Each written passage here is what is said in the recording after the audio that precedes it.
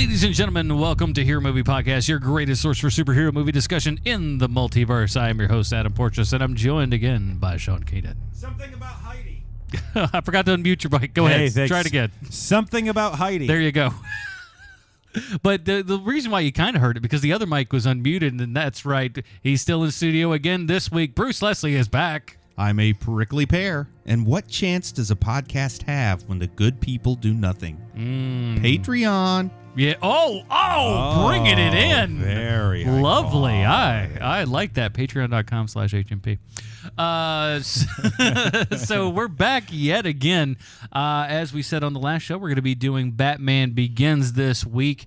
I think most people, at least for the first two, there's obviously some detractors for the third one, but most people enjoy these movies, the Nolan Batman movies. They're all just like those nice feel-good movies, where it's just on a Sunday afternoon when you want to smile. Yeah. I got to tell you that, we talked about this off air, but this is one of those movies that, for some reason, to me, I haven't watched it in a really long time, and I just forget how dang good this movie is. It's one that I don't watch a lot, but the first time I watched it, and we'll get into it, it caught me off guard a little bit. So it took me a while to warm up to it, but watching it for this episode was the first time I'd seen it since whenever The Dark Knight Rises came out. I went and did the whole triple feature and saw it on the big screen, and it really is one that I think it's best if you see it for the first time on a big screen, not the television. Yeah, I agree with you. Yeah, it's got some scope to it for sure. But we'll get into that. So speaking of getting into it, let's go ahead and get into it and play the trailer. Here is the trailer for Batman Begins. They told me there was nothing out there. Nothing to fear. But the night my parents were murdered, I caught a glimpse of something. I've looked for it ever since.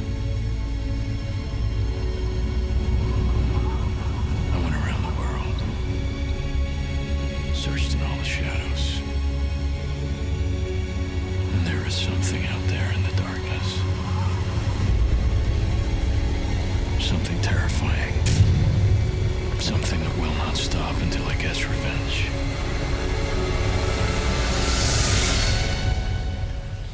Me.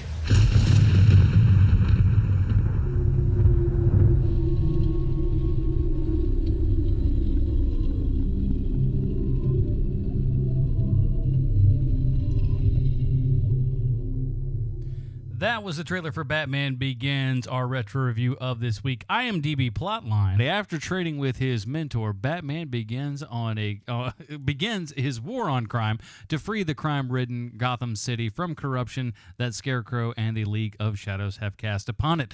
This is directed by Christopher Nolan, starring Christian Bale, Michael Caine, Ken Watanabe, Liam Neeson, Katie Holmes, Gary Oldman, and a boatload of other people, Cillian Murphy, Tom Wilkinson. Good cast in this movie, I gotta say. Sure, man. I felt like Ken Watanabe was kind of a big name for a relatively small part, though. Well, this was definitely, I would say, probably kind of on the upswing of his career and everything. This is when people really started to know who he was at that point. I don't think he'd hit super big, but it was one of those things way back in the day when it was announced and everything, because now... Listen, I know that you've all seen this, so we spoil everything on all the shows anyway. But if you're listening to this podcast and you haven't seen Batman Begins, I'm really wondering how you got here. But so when the news came out that Ra's al Ghul was going to be played by Ken Watanabe, it did kind of raise an eyebrow for most people. It's just like, well, I like that guy and the stuff that he's in, but I don't know that he's good for this part per se. But okay, we'll roll along with it and everything. Yep. And the movie, it happens what happens, but. Yeah, I think he was good enough. I mean, I liked him in. I forget what he was in before this. Well, but he's in The Last Samurai is the big thing that right. That was the big one. Right, and don't forget also that when you have the double fake coming with that character, you need someone with heft because you don't. Yeah, that's true. You're not going to believe it if it's like just some dude. Yeah, and Nolan does kind of like place him in such a way that is very interesting. We'll get into all that stuff. But as one might imagine, as you've listened to this podcast often, if you know anything about media, we talk about Batman a lot on HMP because there's more Batman crap out there than anything else. So it always brings a challenge to our good friend Bruce. Bruce, what do you got us for the comic book connection on this one? Well, this one was kind of easy. Now, Batman. well, when you mention Frank Miller's importance to Batman lore, it's pretty easy for one's attention to jump directly to The Dark Knight Returns. But personally, I prefer a different story, and I could argue that it was perhaps more influential. All-Star Batman? Yeah. I'm sure most folks have already figured out that I'm talking about Batman Year One. It began publication in 1987 in issues number 404 to 407 of the regular Batman comic, but it's come to be much revered as a standalone story. Now, the story's groundbreaking in many, many ways, and it not only gives us insight into Batman's early days, but it also studies the early career of Jim Gordon as he just transferred to Gotham from another city. Now, Bruce Wayne returns home to Gotham City at the age of 25 from training abroad in martial arts, manhunting, and science for the past 12 years, and James Gordon moves to Gotham with his wife Barbara after a transfer from Chicago. Now, the reader is quickly introduced to Gotham's corruptness when Gordon witnesses his partner, Detective Arnold John Flass, excellently cast in this movie, by the way, assaulting a teen for fun.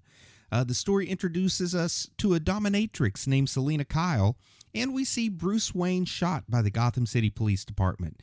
Now, thankfully, he escapes the corrupt cops and crawls back to his mansion to contemplate his future when a large bat bursts through his window, inspiring him to become Batman. In Miller's story, Batman uses a sonic device to call a flock of bats to him in order to escape being trapped by a trigger-happy SWAT team. And at one point, Batman shows his unmasked face to Gordon, but, and I swear I'm not making this up, Gordon has lost his glasses, so he can't see well enough to recognize it's Bruce Wayne. Who's that, Grandma? Grandma, come closer. Now, as the story ends, Gotham's despicable police commissioner Loeb has resigned and Gordon's promoted to captain, and he stands on the rooftop waiting to meet Batman to discuss somebody called the Joker who's plotting to poison the reservoir. Now, it's true that Miller used this narrative structure and style when he was writing Daredevil, The Man Without Fear, but in Batman Year One, he really perfected the art of the interesting retelling of an origin story. Readers loved it, and writers tried to mimic it. Even Miller himself tried to return to the well with the often and perhaps deservedly maligned Batman Year Two. Yes, The Dark Knight Returns is usually cited as one of the two most influential comic stories of the modern era, and perhaps of all time. But I would argue that the effects of the ripples caused by the Year One have been felt by far more people. I propose that Year One and its critical as well as audience success is the reason why every writer, director, studio, actor, and producer insist on telling their own version of a character's origin story. If you're the kind of person who gets sick of endless, repetitive, rebooted, and otherwise uninteresting origin stories in comics, movies, television, and I don't know, maybe community theater, you can thank Frank Miller. Now, this is not in any way meant to be an insult to Miller, because though there are many cheap shots to be had at Miller's expense, I'm looking at you, RoboCop 2. Oh, and the Spirit movie. I see you ducking over there. Oof. But Batman Year One is an amazing work. The problem is that Frank Miller is like the first guy who ever tried to dunk a basketball. It dropped jaws, it drew thunderous applause. The next thing you know, everybody's all about the dunking. Well, guess what? A three-pointer's worth more points, and for heaven's sake, why can't you hit your free throws? What happened to fundamentals, guys? So my advice is, leave the dunking to Daryl Dawkins and the origin stories to 1987 and earlier Frank Miller, not the fascist raisin of a man he's become today. But the guy from the 80s who never met a ninja he didn't like and started writing some of the greatest stories ever told because he was only a fair to middling penciler is the man that this belongs with. Wow. No, I'd say that's definitely accurate. Wow. No, 100%. But first of all, do we By the way, for the record, I've never dunked a basketball. get out of Dodge? I am not surprised by that knowledge. But What do we know why you mentioned it? Do we know why Frank Miller's turned into a raisin? He had some health problems or something. Did he Benjamin Button in Super Advance or what happened? I think it's from drinking too much of your own Kool-Aid. I don't know. I don't know what happened, man, but that guy aged 40 years in 6 years. It happened really fast. I don't know what the deal is. I don't know, but I was just like, holy smokes. I blame it on that 300 sequel. Probably, but here's the now. And I like how he goes Daryl Dawkins. Chocolate Thunder, man. Good grief. I will say this, though. This is actually... He broke a backboard. Well, Shaq did that, too. Now, here's the thing that's interesting that you bring up year one. He named his dunks. Will you shut up? I call this one a Dunkaroo. This came out Batman Begins came out in 2005. I was in film school in 2003. Now, so this was something that as a bunch of nerds would talk about all the time because way back when there were actually two competing Batman things, and they said that initially they were going to actually come out as both. So Nolan and the one that he did here, that was going to be more of a Batman story, less of an origin story, but more of kind of a straight Batman story. And then Darren Aronofsky was actually going to be doing a Batman Year One, which never came to fruition, obviously. It seems like the Darren Aronofsky story happens with a lot of different movies, though, where, he's making this. Oh, no, he's not. Now he's making this. Oh, no, he's not. Hasn't he been, linked and then dislinked from multiple Wolverine movies? Yes, yeah. Wolverine movies, the Batman movie, and there was something else, too, that was superhero I feel like genre. X-Men First Class or something, like it was in that X-Men line. I can't remember, I'm not sure but there about is that something else for sure. But yeah, so I mean, so when this kind of finally came out, and they were just like, "No, we're not. We're going straight. Kind of Batman Begins here. It's kind of like Year One, but not really." And I got the idea that when Nolan was brought online, I liked Memento, but I think it was still a little bit of an unknown quantity. This was his first real big thing. And I think that they, honest to goodness, intended for this to be a straight-up prequel to the Michael Keaton, Tim Burton Batman. And then once they started seeing what they were getting back, they realized maybe it wasn't going to be that. It was going to be something special. You might definitely have something there, but you can feel something is different about this movie. And don't forget, guys, that this movie was not made in a vacuum because it came out at the exact same year that Iron Man came out. Mm-hmm. Did it? It did. I thought it was Dark Knight that came out when Iron Man came out. Oh, it might have. This might be. Because when this came out, we're talking the big superhero movies. Dark Knight. The big superhero movies when this came out, and this is why I had a bizarre reaction when I first saw this movie. Not that it was that I didn't like it, I just wasn't expecting it. But my superhero movie barometer was Sam Raimi's Spider-Man. Maybe Spider-Man 2 had come out at this point, maybe not. I don't remember. I can't remember. Also, the X-Men movie, the Bryan Singer X-Men. So those were, and even you can throw Blade in there. Those Spider-Man 2 had been out the year prior. Okay, so my expectation is a really serious, good, top-notch superhero movie is going to be on the level of Spider-Man 2, which is a good movie. Mm-hmm. It's going to be on the level of X-Men, which is a good movie. But this is something altogether different. This is the first time that I think I've ever remember a comic book movie actually appealing to more hardcore cinemaphiles. The non-action adventure set, people that enjoyed filmmaking actually appreciated things in this movie. Yeah, you're right about that. The one takeaway, and I'm sorry for misremembering that Iron Man and this movie came out at the same time, but for some reason I remember. Batman is Batman is Batman. We all know that. Yes. So one of the things that, because my buddy who is he's a movie guy. He works in movies. When he saw Batman Begins before I did, and he knows what a comic book dork I am. So I wanted his opinion. Because he is not, he definitely is open-minded enough to where he's going to go see a Batman movie and not think that it's the dumbest thing in the world, that there's a superhero in it. But he's not a fan by any means. Right. When he came out of this movie, his first reaction, and it's very interesting to me, his first reaction was, just because you make something dark and gritty does not make it good. And he has since turned on that. He really likes these Nolan Batman movies. But his first reaction when he first walked out of this movie was, They are far, far too serious in these movies. Well, I mean, because here's the history of it. I mean, it's something that I've heard Kevin Smith talk a lot about, and it's very wholly accurate and everything. When when the '89 Batman movie came out, everybody was just like, now this is how you do Batman. This is dark. This is brooding. Right. This is my Batman. This is what we know. Right. And then Dark Knight or the Batman Begins comes out and just goes, oh no, all that was a bunch of hullabaloo horse crap that you just no. This is the real stuff right here. And sorry, go ahead. when this came out, I didn't go see this in the theater. Wow, and, really? And that's why I was saying at the top of the show that I really think I didn't see this on the big screen until Dark Knight Rises came out and I did the triple feature. Wow. Because when this came out, the last thing in my mind of Batman was that George Clooney Batman and Robin, which you guys know how I felt about that. Yeah. Also, I heard it's a Batman origin story. You guys have heard me, when we talked about Batman v Superman, tell you about how, like, when I was in the jungle in Madagascar, people knew Batman's origin story. Right. I don't want to have that told to me. I had the idea it's really just about Bruce Wayne, and then he doesn't become Batman till the end. That sounded like a real snooze fest to me. I heard it had the guy from Newsies in it, so that didn't really appeal to me. And then, this was about the time, I guess, that Dawson's Creek was the most hated show I could think of, and we got Katie Holmes here.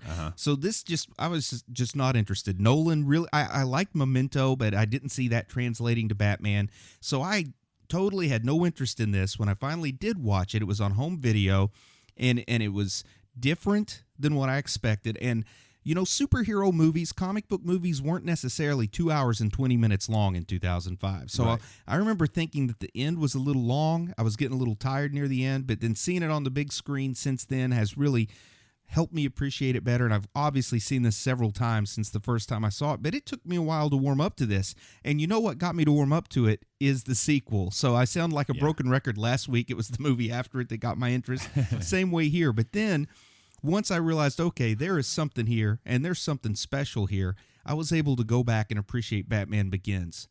But, the box office wasn't huge, like $330 million, which I guess was kind of big at the time. But this was not Warner Brothers' top project back then. If this had never gotten a sequel, I don't know if I ever would have come to appreciate this movie, which is the hard question for me to answer is what would I have thought if I'd never seen what would come after this or after that? So what is your experience? I mean, and you might not know this yourself, but do you know who Christopher Nolan is before you see Batman Begins? Yeah, he made that backwards movie, Memento. That's all I know about him. Okay, so you had seen Memento before. Yeah, it's a little bit of a cult following. Yeah, I mean, at the time, I think people think of it more now because we know Nolan better now. Sure. But at the time, I had seen Memento. I hate to be one of those guys, but I was on the Nolan train from almost day one with Memento. Oh, you were a fan of Following or whatever? Now, the Following is over on my DVD shelf right there if you want to go find it. But no, so I saw Memento in the theater and everything. So because I had seen there was a DVD a magazine that came out, and every month it had a DVD in it that had trailers and all kinds of stuff. This for it was there's 8 billion trailers on the internet and everything. So I got this DVD, and one of the trailers was for Memento, and I was really blown away. And I was I drugged my dad. I was like, no, this looks really cool. He's like, I don't want to see these independent arty crap. And I'm like, no, let's go see this. It looks really cool. And he's just like, oh yes, that was great.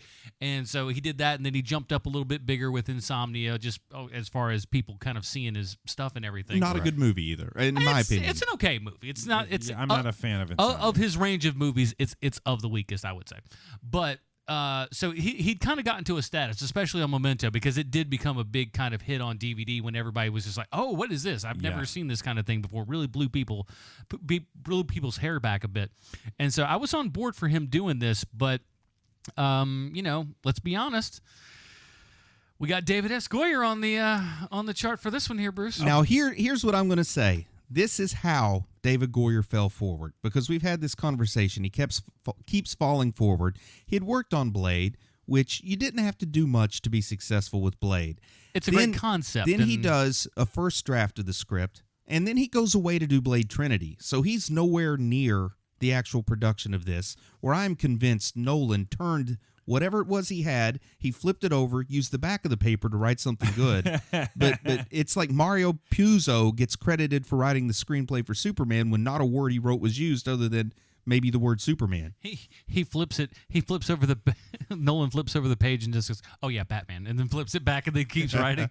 was like, I forgot what we were. The Batman thing. Mm-hmm. I think that Nolan is the reason why Goyer seems to come out scot clean on this as well. Without Nolan's guiding hand on this, Goyer's going to be all over the place, and I think that's got to be a known thing, right? And you can feel the Goyer here too, but Nolan has done the impossible. Feel the Goyer. Well, he's done the impossible by taking Goyer, the stuff that Goyer does that infuriates me, and he makes it work. Yeah. Like Goyer uses just a name from the comic and nothing else about that character. Well, from the comic, Henri Ducard was this French detective that taught Bruce Wayne how to be a detective before he became Batman. So Right. he takes the name, but he makes him Ra's al Ghul.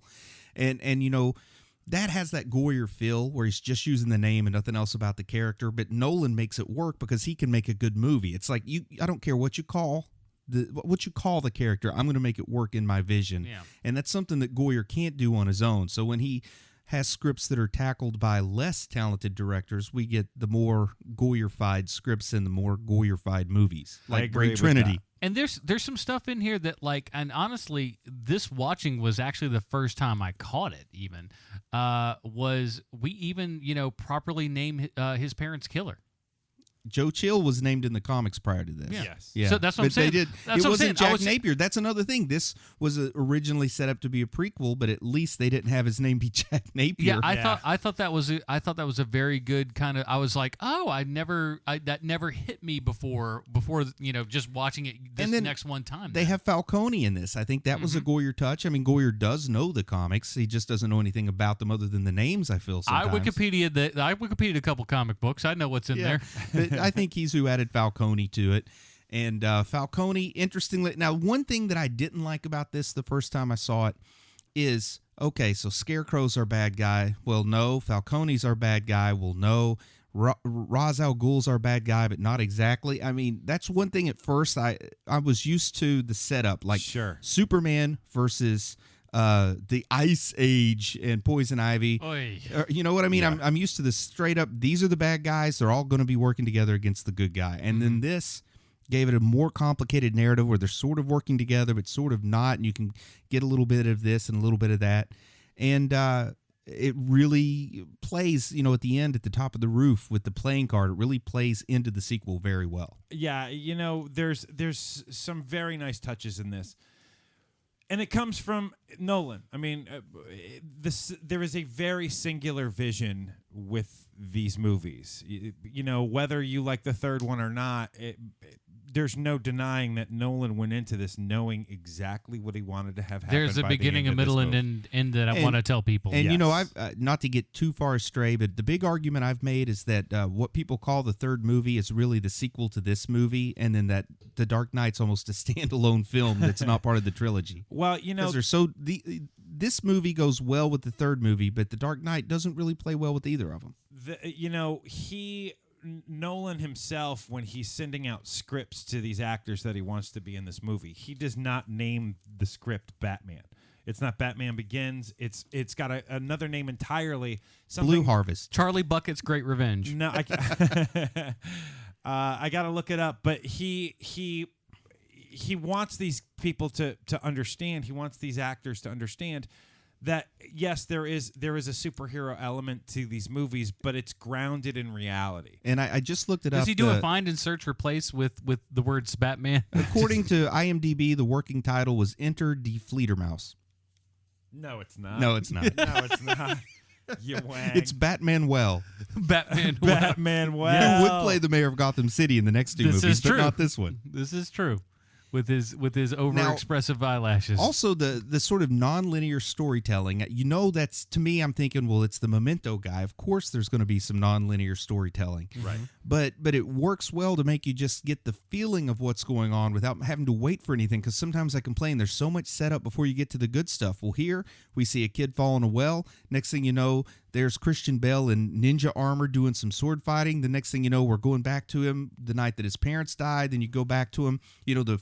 I thought I would never rob until the first time I was hungry. And then we get to see him pulling off a heist. And then you see that he's robbing his own company. It's Wayne Enterprises on the boxes. Then you go back to the young petulant Bruce getting ready to try to shoot Joe Chill and sit down with Falcone. Then you get Katie Holmes committing severe acts of assault, by the way. For a district attorney, she should know that you can't just pummel someone in the face. But you said it yourself earlier, Bruce. You kind of have to in this movie hide the Wayne murder, because there is nothing more boring. And let's get something 100% straight when it comes to the Affleck movie coming out. If the murder is in there and it's longer than a 30-second take, it's already been in BVS, so they shouldn't have to put it in at all, you'd think. But you would think, but they really love watching those two people get murdered. Would be great as I was so sad when my parents were murdered, and then this foster family took me in, and then they were murdered. The name of the script that Nolan gave the actors was The Intimidation Game. Is the name of the script. I prefer Enter Die Fledermaus. But later on got turned into the Alan Turing story. But if the original origin story seems so boring, he's leaving the movie Zorro and his parents get killed. The way to make it exciting is put it at the opera, right? Yeah, the opera's way less boring to kids than the movie Zorro. Nolan is a snob. He's born in the UK, but I'm sorry, Christopher Nolan, you are a Chicago boy. And all jokes aside, man, the name of that opera was Die Fledermaus, so that's why I kept hanging on to that one. They were just like, how many bats can we get into the production to be able to scare the children? That's almost what the production lady sounds like. We need to instill fear in the heart of the children to make them believe that they're... I'm like, you just need to shut up. They did a good job casting young Bruce Wayne as well, because he does look a bit like Christian He's got Bale. a little bit in there, yeah. Better than the kid on Gotham. Well, that's exactly where I was headed with that, where, I've been catching up on Gotham in the meantime on my downtime. You've been treating yourself. Oh, my God. I love that show. And I haven't gotten to the thing that's going to make me want to throw my flat screen out the window yet.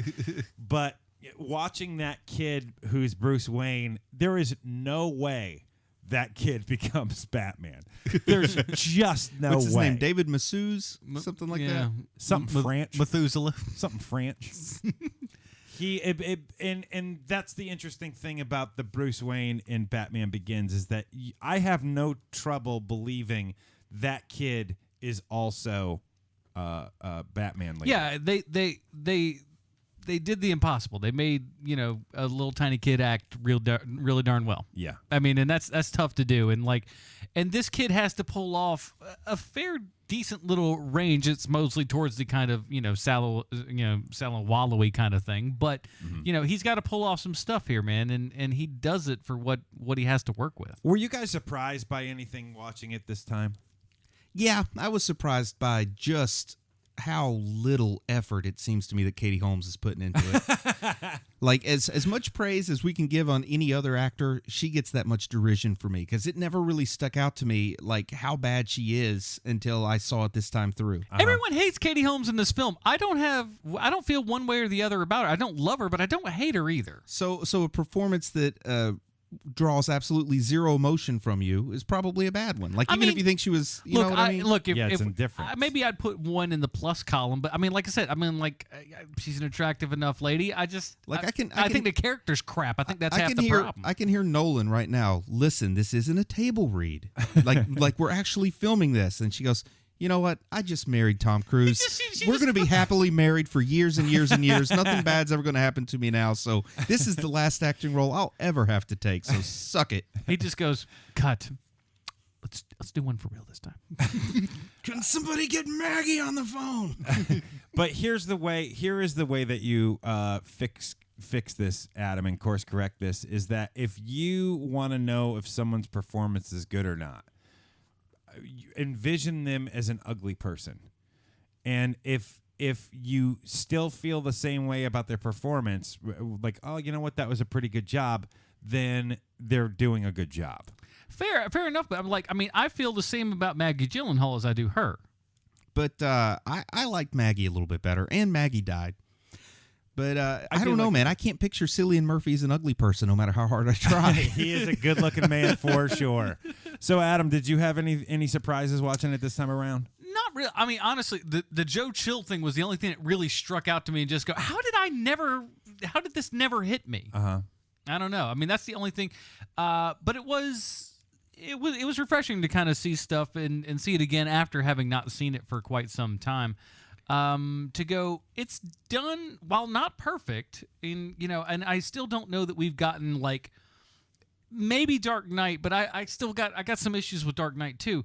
But we still haven't had like the perfect Batman movie yet. And I'm such a Batman fan that I really just want to see like the perfect Batman movie, and we just haven't really gotten it yet. What do you mean when you say yet? Yeah, because well, that's an argument for another day. But I think we may have gotten as good as we can get so far. Maybe. I agree. I think, but in this movie, when he's in prison, he's in the Asian prison after robbing Wayne Enterprises.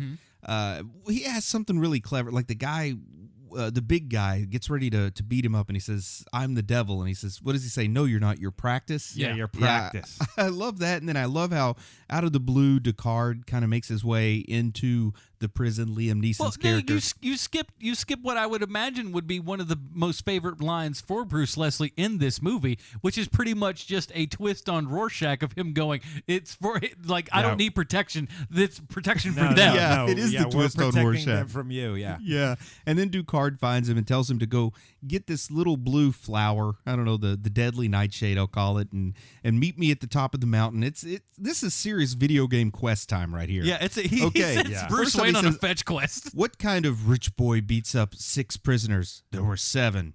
I counted 6. Anyway, so here's what you need to do. I'm going to help you escape from prison. You go to the top of the mountain. You find the flower. You go down the mountain. Go to the top of the other mountain. You go to the temple. You present the flower. You eat the flower. Then you fight.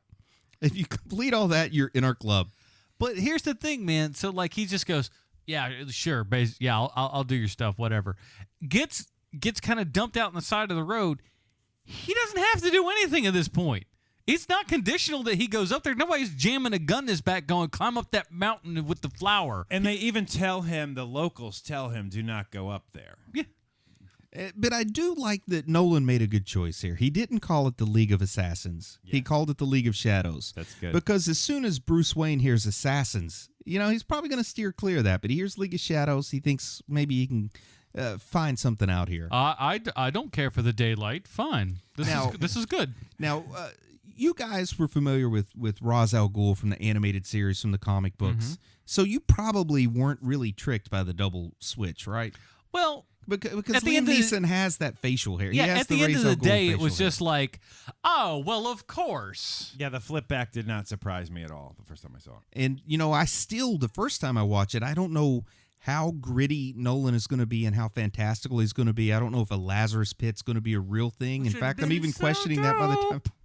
Yeah, I was waiting on that to see if they would have a pit. But when you learn that Nolan wants to work this as much as he can in the real world, then it makes complete sense that they wouldn't have a pit there. And then it almost started to feel like whenever you see some of those movies that are like, what if these Greek myths were all based on something that really happened? And they have to come up with all the almost cheesy shortcuts to explain why it is that it looked like this happened. I feel to a degree sometimes like he was stretching it too far when it would have just been easier to either go with it or leave that element out. Here's the thing. It balances out. Well, it's like what the Marvel movies have done in their over decades stretch at this point, to where they've gone more realistic and everything, and then as time goes on, we get into more comic booky stuff, so you can get a Guardians of the Galaxy and are not looking at like, what in the sweet world of sports is this, man? This is no good. Throw in a Lazarus pit, you bum. Well, to me, the biggest surprise of this, thanks for asking, you guys, is that he was setting the table and he goes, no one's coming to eat but me. At all. So the biggest surprise to me is one, just because I always think of this series as a very dark, brooding series, there is a lot of humor elements in this movie that is completely lacking from the movies now. And they have all these nice asides, like when Bruce wakes up from getting knocked out from the gas, from the scarecrow gas, He's like, well, you know how it is. So you're at a party, people start passing around the military grade hallucinogen. Yeah. Like it's bits like that are completely and utterly missing from all of these movies now. Which I think is always, I mean, I even think a lot of the Bruce Wayne itself is missing from a lot of these things. And you know, you're talking about the lighthearted stuff. Even when he first gets back and he first begins to tell Alfred, you know, I'm going to do this vigilante thing, but I'm going to have to use an identity so they don't hurt the people I love. And Alfred's like, no, Alfred says you should use the secret identity so they don't hurt the people you love. And he says, oh, you're right, like Rachel. And then Alfred goes, no, actually, I was thinking of me. Yeah. Like some of those nice little touches there. Yeah. And then when he first meets Lucius, you know, that is so much fun.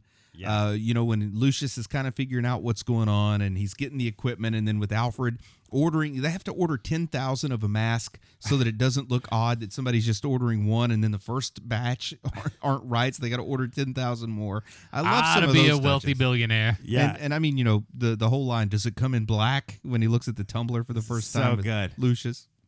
A lot of you get shot at a lot while spelunking. I mean, they're nice little Yeah. things thrown in here. Yeah, and you know, there's also the nice logic moment in the movie as well, where look, don't treat me like an idiot. Yeah, it's like, you can tell me that you're doing this, you can tell me that you're doing that, but hey, I'm not a moron over here. I mean, really, it's a very nice touch, and a lesser film would not have had that moment.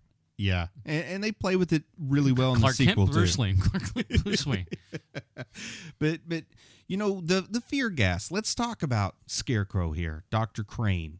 Not to be confused with Fraser Crane, which is Dr. the only thing I Fraser could think Crane. of. He's a psychiatrist, I'm listening. but it's his brother Niles. Anyway, so we have the fear gas, and the first time you see it and he uses it on Falcone, you don't see a whole lot that's all that cool. But then later, when Batman uses it against Scarecrow, and you've got like this like disgusting black fluid coming out of Batman's face, and that's cool. That is one of those things, like on the big screen too. It really, really hits home. But I love some of these hallucinations that are induced by the fear toxin. I do like the fear toxin stuff. Don't quite agree completely with what Nolan did for the big picture, but his movies aren't about the big picture. They're about the small moments, and I have to remind myself that. Yeah. I'll say this in like one of the because I'm not like yeah, Scarecrow. I don't know who is. Maybe this guy sitting to my left. Maybe He's the only one I he can is a think of. weirdo like that. No. I love the Blob, says Bruce Leslie. So you never know. I was like big Scarecrow fan over here.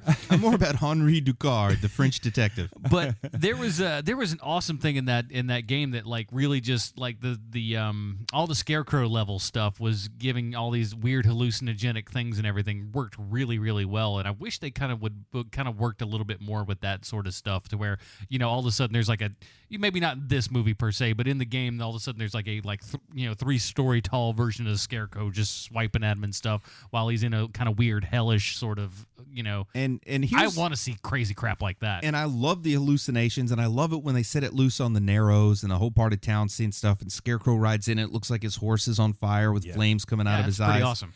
But the plot seems to have one extra step. Like, why do you need to put it in the water, steal the microwave, and then turn the water into steam to poison the city? Wouldn't it be easier just to get a helicopter and spray the stuff out of the helicopter? Get a crop duster for the entire city of Even Gotham. better, an old biplane crop duster flying around town. With him just driving it Well, with the because you mask need on and everything. because you need the ticking clock in this movie, and that's basically the ticking clock. And have you seen movies? All they do is poison water supplies. And I'll tell you, when we were riding back to your apartment on the Lynx, you know, all I could do is think about this movie, too. Like, that would be Charlotte's version of the microwave. You see, we built this transit for, well, people that just live near South Boulevard. But outside of that, One of the things that we haven't talked about yet either is that King Joffrey is in this movie. I didn't even pick up on that. And he's the kid. He's the little kid that's on the fire escape where he's like, my friends will never believe. That's Joffrey. Is it really? It Pretty is. cool, man. No, I did not even put that together. But now that I'm, yeah. It is definitely him, and enough time has passed now of Game of Thrones spoiler. There, you don't have to worry about King Joffrey. Okay, I'm only anymore. up to season 1. Don't... Well, He didn't take these kind of like kindly things that Jim Gordon told him or the Batman things just very nicely. Well, it's so weird. You're going to be a good kid. No. You see him in these movies, and he is a child in these movies, and it is him speaking, and he has an American accent. So there's what are they doing over there where the actors are better at the accents? Everything that we do sounds like this. It's all terrible. That's Australian. Whatever. See? Exactly. I don't even know what I'm doing. But yet they can go through and it's just like, wait a minute, Russell Crowe's not American? He was in LA Confidential. I thought that guy was straight up American. Get out of what? And there's the weird thing also. Hey, I thought Kevin Costner was English in that Robin Hood movie. Well, that's what was crazy about this. But this movie was an interesting thing because at this point, Christian Bale was not a household name. No. And he did all of his Batman Hey, I don't know about press. your house. That's exactly what I was getting to in the American yeah, accent. Because he didn't want to creep people out and make them go like, whoa, what the heck is this? The British guy's Batman? This doesn't make any sense. And I think that I've talked to you guys about this before. Damian Lewis, when he was offset on Homeland, to keep the accent, he would keep his American accent offset until shooting was over for the season, and then he would go back to his own accent. But he would lose it. According to him, he would lose it so quickly that he would have to start all over again to get the American accent correct. And I think that I don't know how much you guys are a fan of his, but he has a spot-on American accent. And guys, I've got a confession. I'm Jamaican. And if I don't keep up my American accent all the time, I fall right back into the Jamaican thing. So I have to keep this going. Reggae music's overrated. The dreads were should have been the giveaway, to be honest. Jamaica invented the short leg pant. Jamaican me crazy. Well, okay, so back to for the those movie, of you who man. haven't played the game at home, take another drink. Now back to the movie. There's that part where Rachel's been dosed. Katie Holmes' character, Rachel's been dosed with the fear toxin. Batman has to swoop in to save her, but the SWAT guys all think Batman's the bad guy, and he calls in the bats with the transducer on his boot. So awesome. And this is the thing where it's like, I gotta like it because it was in the comic book, but I would have kind of been okay if they let that part go. Oh, I love it, man. I love that scene in this movie. You don't like it? For some reason, I just it seemed like this is supposed to be, he's trying to go out of his way to make everything kind of realistic here. Like, this is the non-fantasy fantasy. Yeah. And then this is the thing that seems to me like it doesn't fit in this movie, that you push a button on your shoe and it calls bats to you. I think it fits in other movies with Batman in them. But in this one... You mean ones with bat credit cards? Yeah, exactly. But it is straight from the comic book, so I had to give him some slack. I think that was a Goyer moment that Nolan thought would look good visually, so he kept it. But then the bats even, are able to burst through the broken glass. Here's the thing. I hope bats can't really do that. As I'm a just go on the visual record. thing, it really it's strong. Whether it's good or not, it works strong as a visual. And then the drawback is, if he has that ability, why doesn't he use it more often in this movie? Like, You're he right. pulled that out too early. You are right. It makes absolutely no sense. Maybe all the bats died, so he has to wait for the bat population to restore itself. Bats only mate for 2 months out of the entire year, and I've really just killed a lot of them in that last thing I did. But going out of that bat scene, we get the big Nolan practical effects action scene of this movie, and that is the tumbler chase through the highway, across rooftops, everything. Yeah. That is the high point of this movie. It's that 1 hour in that you just kind of, if you're writing a script by the numbers, you have to have that big scene right in the middle of your movie, and that's it. And it's so good, and I love this, and I love this scene as good as anything in any of the other Nolan Batmans, but it does make the climax on the train feel a little bit less to me because he did so much with this tumbler scene. Like, man, I love our introduction to the tumbler. Well, yeah, I mean, we finally have a Batmobile that can kind of do stuff. I mean, while I still my favorite looking Batmobile is the 1989 Tim Burton Batmobile. Well, sure, because that's the one you grew up with. Sure, exactly, and I'm the first person to say that. And I'll say the tumbler's probably my favorite, and I grew up with the old Lincoln Fury or whatever that Adam West had. But the thing is like with the Burton vehicle, the one that I grew up with, to turn corners, and they did it in the second movie where you had to put a harpoon into the broadside of a building in order to take a sharp left turn. Also takes down an AT-AT. Exactly. But this one, like, it's going on rooftops. It's doing all this kind of crazy, awesome stuff that, like, while not quote unquote my Batmobile per se, I love it. And it's a good looking car. It's performed practically. I mean, they really made a tumbler. Yeah. You know what I mean? This isn't like we got a car, we'll CGI the effects onto it. Yeah. And it's directed well. It's doing creative things, adventurous things, going across rooftops. How come the rooftops didn't collapse under the weight of the tumbler, I'll never know. And there's also a couple times where the tumbler, Carbon fiber. the tumbler just rams directly through concrete barriers.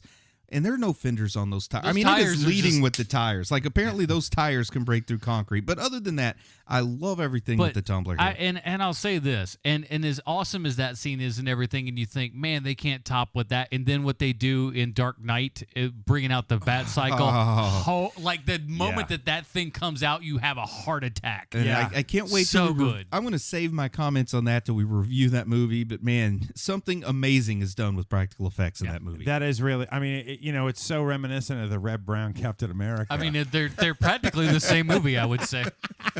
Oh, that'd be great if instead of a tumbler, he just had one of those fancy shaggin' vans. Or just drove around on a dirt bike. Well, but, it's whisper quiet. So we get this great scene. We get the cure.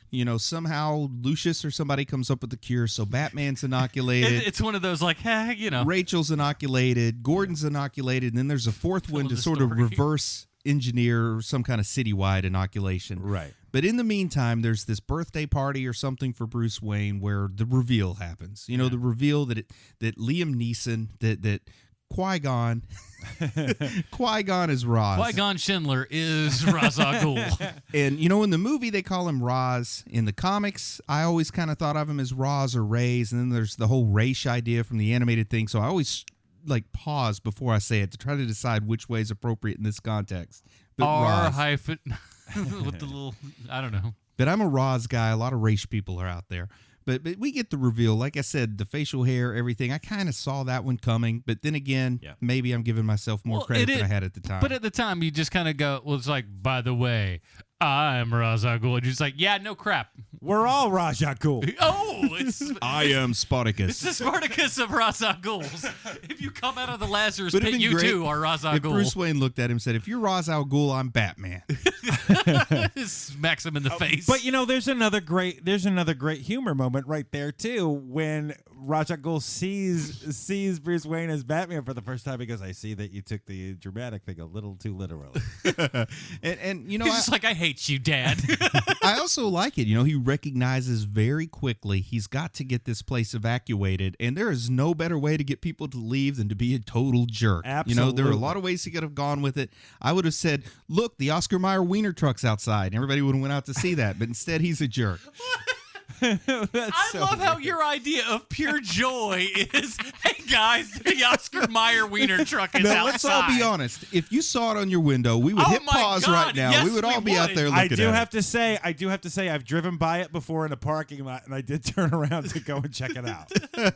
I do have to say. In fact, if I go to a public place, Batmobile parked next to the Oscar Mayer Wiener truck, I'm probably getting pictures of one before the other. No way, you're dead. If you see both of those vehicles in the same parking your head lot, explodes like scanners. and you don't expect it, we're going to need a new third. Did I see Juan Valdez pulling his donkey? I don't know where to go.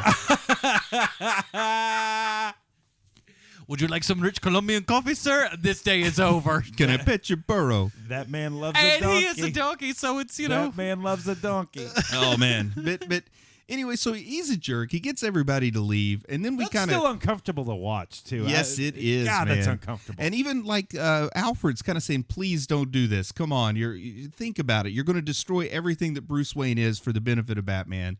And that's what he does. Chases everybody off, has the big fight, and I like, maybe it was a little too on the nose.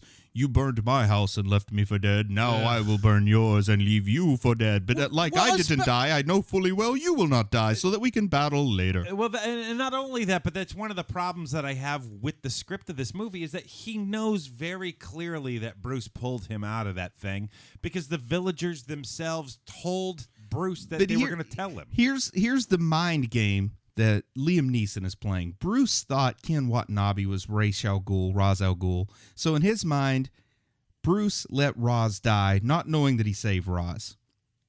Oh, I see. So he's like, you left Roz to die. Now I'm here to leave you to die. So no one's screaming, "You're not my real dad." And then I love it. There is a flaming beam on Bruce Wayne's chest, and all that Alfred does is, "What good were all those push-ups if you can't even move a log?" Did he say something like that? This is why you do all. That's why you lift all them weights. It's a great Michael Caine. I failed you. That's in the third one. I've got a very good Michael Caine impression. Actually, here it goes. You ready? Here it goes. I want you to be Batman. That's not bad. That's good. Bruce, why do we fall? I can do that one. Sure you can, buddy. You can do anything you want to. Hey, Bruce, why do we fall? Oh my God, that's even worse. Hey, Chucky, what can I do you for? I've got a bunch of them. That's my little steal, by the way. I've imagined that's how he talks. Let me ask you a question, Sean. I don't know if you know this or not, but when did Bruce leave and Rich Little come into the room? Wait, what am I looking at? Fred Travolita over here? And now my Ed McMahon. I'm Ed McMahon. Ah, yes. Correct, sir. I know. Correct, sir. You are correct, sir. I'm Ed McMahon. Back on target. So anyway, we get the train stuff. Yeah, we get down. the train stuff, like the microwave, and I'm just calling it a microwave. It's got some other name. It's a microwave emitter, I think is what they we should call it the MacGuffin plot coupon here. But at least it's not a big blue thing that. It's true. That is true. Yeah, it's pointed down towards the water. But it's interesting. It's different. Because it's like, yeah, this all goes off in the Narrows, and they got a whole lot to go on to, but it seems like nobody cares till they realize, oh, also he could get everybody else. And like, well, crap, we got to do something about this. But, they have the fight on the train. Whatever it is. My favorite part, the fight there isn't the good part. What I love is Gary Oldman, who is approaching being Commissioner Gordon almost like a little old lady who jumps into a car with like the old trope that the teenager left the hip-hop station on, turned up to 11. Yes. Because he jumps into the car and he's got those like frightening, like what is this sorcery? A car? I was grown up on horses. And he sells it. I mean, he is, first off, Gary Oldman, before this, he's like the guy in The Fifth Element to me. He is like kind of I didn't think that highly of him before really? this. He's How Dracula. dare you? He's really? Dracula. He's the guy in The Fifth Element. But also he's kind of like confident in his characters. Worldwide and seeing him be so treasure, that man. unconfident, here, and just seeing the fear in Jim Gordon's eyes. I loved what he did as Jim Gordon here in the finale, firing the cannon out of the tumbler, and the way he's like shaking and so uncertain of what he's doing. It was just nice. I did not expect that, and I loved it. When they when the vehicle itself takes him down and into the and he's like the prone position, and he's kind of fighting it and all. I mean, that is a really good performance. Just sitting on a soundstage. You are just right. kind of gyrating in his chair. You are right. But he does a good job, man. There's a couple of very large gentlemen with 2x4s kind of rattling the thing a little bit. There you go. Yeah, we've all done that with trucks. And then Jim Gordon really saves the day. He shoots the rocket that knocks the rails out from underneath the elevated train, and then now I forget, or am I putting it into place that when he did do that, he gave like a big huzzah fist pump kind of thing? He does do that. Okay, yes. all right. So it's like, am I imagining he actually jumped out of the car and high-fived Alfred, who hadn't been in the scene until that point. Or showed up for this one. And look, Ed McMahon showed up. Yes, you are correct. I'm Ed McMahon. Yes, sir. Gary Oldman. See, I'm surprised that like Gary Oldman didn't do anything for you, man. Because like to me at this point, I mean, no, I liked him in this movie. Prior to that, not so much. I mean, he's got the best one-word dialogue in the history of movies. In The Professional. Oh yeah, he is great in that. All he has is like one word where he just goes, "I just go back and get everyone." Question everyone or whatever it is, and he just goes, everyone. He turns around in the most Gary Oldman way. Yeah. Everyone. And that's what I'm trying to say. gosh. That is so different from the performance we get here as Gordon. Well, see, and that's that's what I think is so what I'm good saying. about I had never seen him like this before. More subtle. Yeah, I never seen him lack confidence. No, you're right. He's done that a lot more past this movie. I will say you're correct on that. He has been, but prior to this, had a lot more cocksure roles where he was just kind of like in there and everything, and you thought that he had, a grasp of the situation all the time. But he has gone on to play more kind of meeker characters throughout the years. So you are correct in that, I think. And man, Jean Reno would have made a good Ducard if they went the French way instead of Liam Neeson. But anyway, Definitely. We get the big end scene, and I don't know. I want to hear what you guys think about the line, "I can't kill you," or "I won't kill you, but I don't have to save you." And then he jumps off as the train falls down, and I imagine lands in a Lazarus pit. I don't know. Well, it's funny you bring that up because watching this today, I the first thing that came to mind was people's reaction to that line, so many years ago. And there was an uproar about that line. I don't know if you guys remember or not. People were pissed that he actually says the line instead of like just through happenstance, this dude's dead now. Like he just slips out of his hand. Exactly. While He gripping needs him. to attempt to save him and fail, and then that is a part of what's weighing on his shoulders in the next movie. Right. But when you and you're absolutely right, and that's absolutely what should have happened. But seeing what's happened now, Now Batman's slugging people like all left and right here. It's just called, you're going to get a 45 to the chest in this movie, pal. and that's what I mean by this, is that now we know where things have gone with that character and with Superman in particular, and it is 1,000 times worse than what happens in that now movie. it's just like, well, he could have, but he didn't. That doesn't make it better. I still think that you're right, Bruce. I think that you need to have that moment where Batman has to try to save him anyway. Well, it's the Batman 89 where he's got Napier by the hand there, and just kind of he is trying to pull him out of that muck there, and then whoop, slipping on down into the chemicals. And it's a very easy fix. Yeah, it really is. But it is offensive. It's just that compared to what offends now, it looks like he's just played the classy route. Right. And a little inside baseball. I need you to text me your address, Adam. No, Because I got to text it to my ride. fair enough. But I don't know. I guess that's really the thing that got me, though. It just seemed a little odd to have it finish up that way when he's supposed to learn that lesson. That is his character arc. He needs to try and fail, and then that's what weighs on him in the next one. I totally agree with you, and it would have added a little bit of gravitas to that next movie for sure.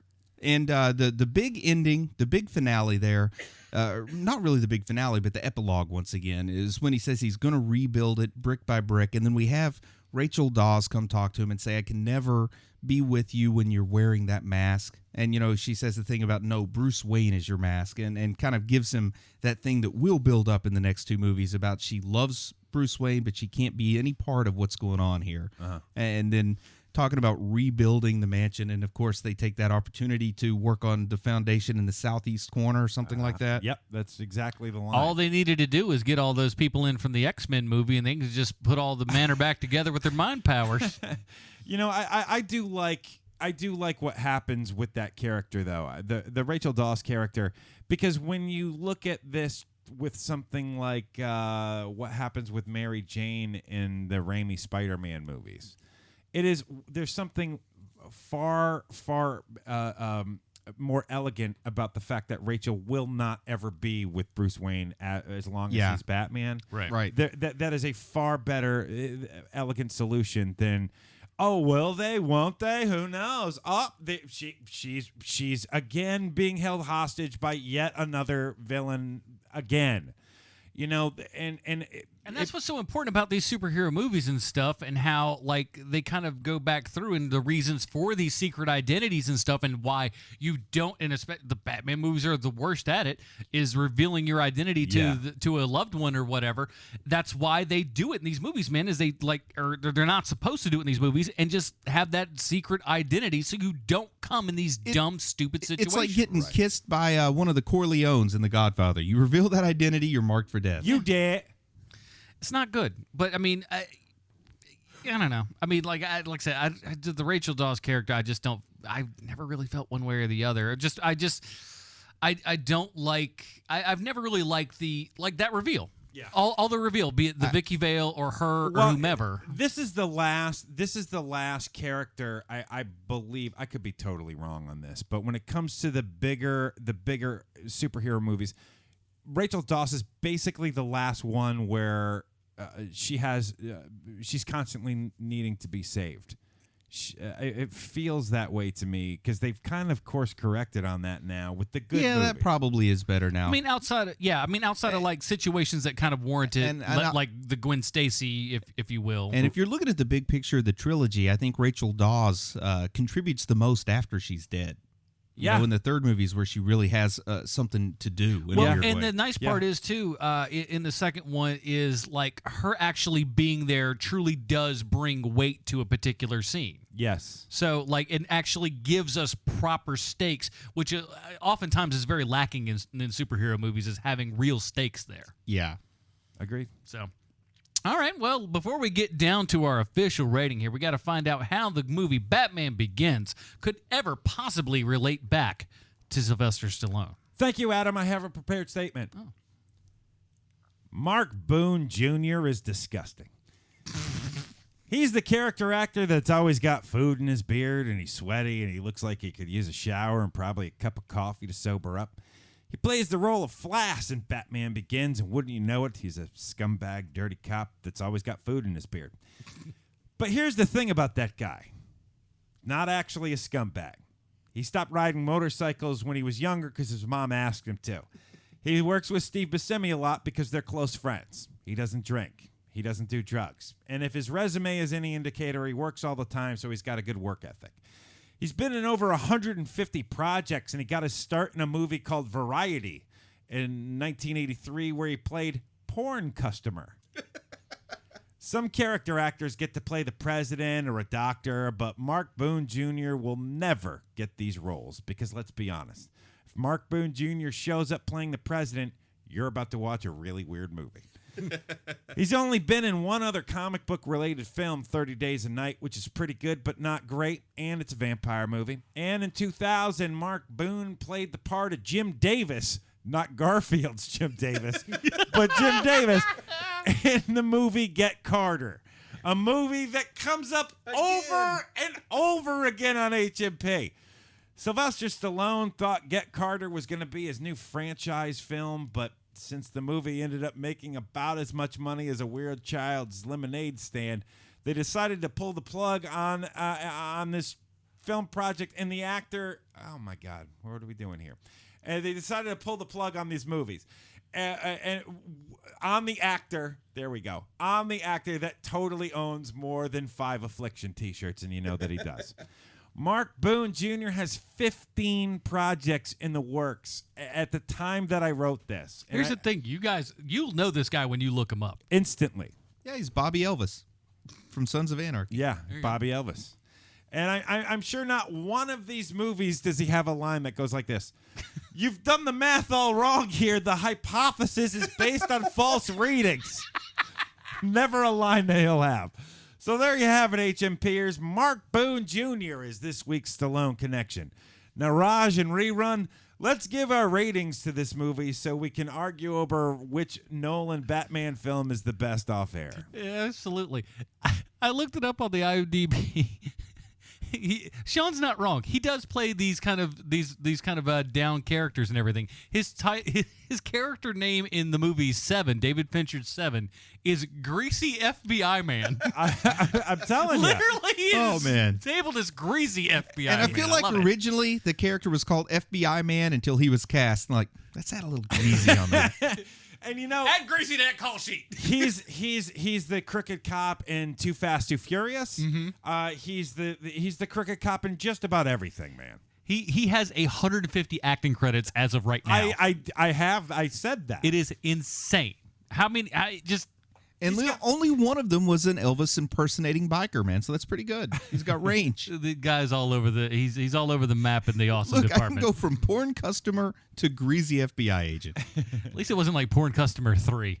You don't want to be in that store. You know, for a moment they were going to change the character's name to Greasy Porn Customer. Greasy Porn Customer.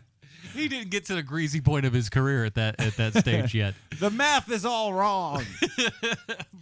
It went from ne'er-do-well to husky ne'er-do-well. Husky. He is a big gentleman.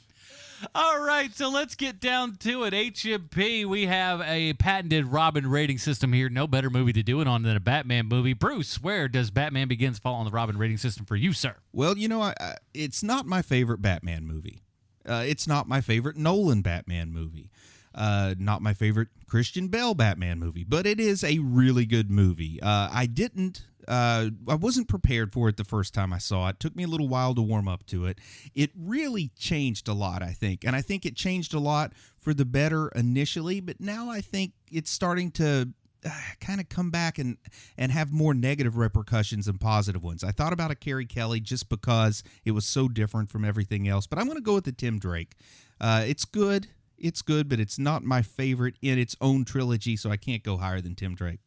Fair enough. Keenan, what you got? Tim Drake for me as well. I really do like this movie, and it's surprising. It comes in and it bites you about how good it actually is, especially in a year where we just saw Batman v Superman. It's surprising how well done this movie is because, at least for me, I always think of the second in the Nolan movies as the good one. Yeah. But that's not the case. Batman Begins is a very good movie, so it's a Tim Drake for me. Yeah, same here. Tim Drake's all around. I think this movie does get short-shrifted because of what The Dark Knight was, and I think that's a darn shame with that. And let's be honest, a lot of that kind of cachet and everything did come from the untimely death of Heath Ledger. Yes. Now, he gives a fantastic performance in it, but it really elevated that movie to the level of consciousness within the public eye and everything, way bigger than it probably would have had he not died. Absolutely. In there. But I think people would have still been blown away by the performance, obviously. So I think Batman Begins often gets a short shrift on account of it ain't that one kind of thing. Yeah. And I think that's kind of sad. But as far as like origin story movies go, which is like you said, they're dime a dozen for over here.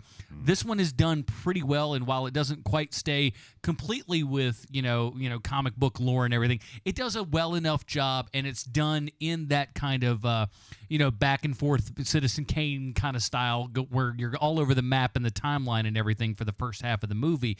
But it pulls that off so well. He is puppeteering everything so just precisely that you can't help but love what he's doing. So, Tim Drake's all around. Very good. All right. Well, next week we don't know what we're doing yet. We haven't really talked about it. We'll probably do it when we turn off the mics here. But until then, you know how you can figure out what we're gonna do. Why don't you go on down to Facebook.com/Hero Movie Podcast, hit a like on that page, and follow us. And we got some stuff, pictures up there from Dragon Con from a little while back. Go ahead and check that out. And all Heroes Con, not Dragon Con. What I call it? Dragon Con's the one I'm going to next. That's where my brain's going. I'm already thinking in the future. Bruce, where can we find more of your work on the internet? Well, there's Chubby Wizard. Go to chubbywizard.com. You can find Chubby Wizard on Google Play, Stitcher, iTunes, etc. And it's all kinds of talk about comic books and comic book television. And Heroes and Villains is still a thing that people might want to check out. Indeed, Mr. Keenan. You can reach me at Hero Movie Sean. I'm on the Preacher Podcast. And please check out the TV show that I helped make, Outcast. It's on Cinemax. And it's a good show, folks. Haven't had a chance yet, but I don't have Cinemax. I have the other ones. But we'll do. And, of course, our my other podcast, The Film Find at thefilmfind.com. New releases every single week over there. And, so thanks for that, guys. If you have any questions, suggestions, anything like that, we've gotten a lot of email over at the Preacher Podcast. We'd like some over here. So heromoviepodcast@gmail.com.